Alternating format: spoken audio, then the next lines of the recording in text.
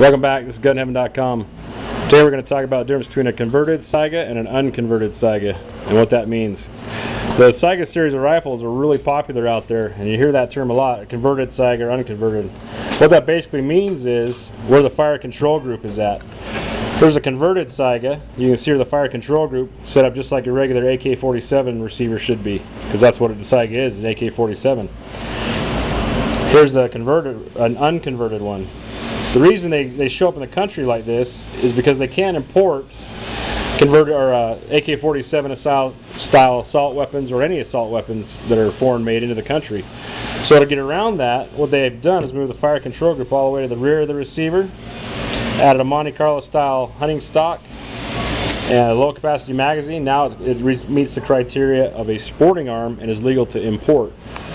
So anyone who knows anything knows that the AK-47 is a lot more controllable with the pistol grip. Your cyclic rate will be higher, and reliability issues are a whole lot less if you convert it.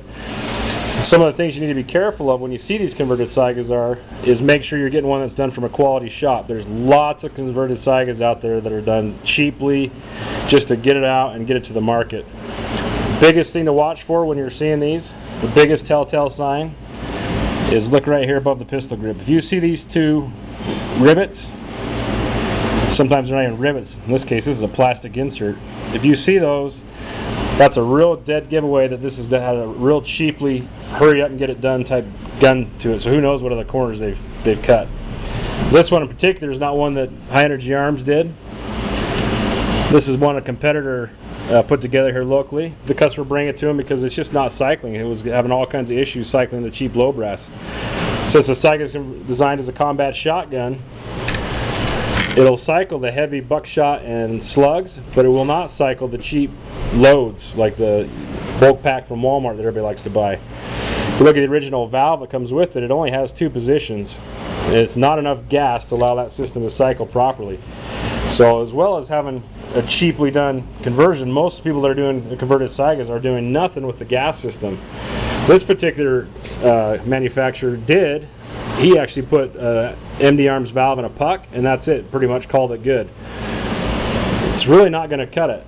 You need to tear the entire gas system off and rebuild it if you want it to cycle the light loads and work reliably. Another thing, I mean, if you look at these, and this is typical what we're seeing a lot of them. If you look at the trigger guard here too, this is a nice Tromex trigger guard. And they've added a extended mag release on. I mean, it was not a bad setup, except they just kind of took a lot of shortcuts putting together. This isn't even riveted in. This on this one, it's just screwed in. There's no rivets or welds on that. That's not going to hold up the abuse the shotgun is going to take.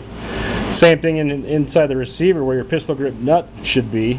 Instead of welding that hole up, cutting it in, and putting it where it should be, they've just made do with what was there. They put a screw and a washer. I can tell you right now, that's not going to hold up to the abuse shotguns take.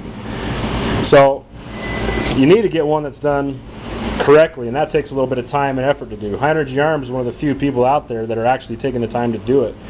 This is one that they just put together for a customer. It's ready to go out.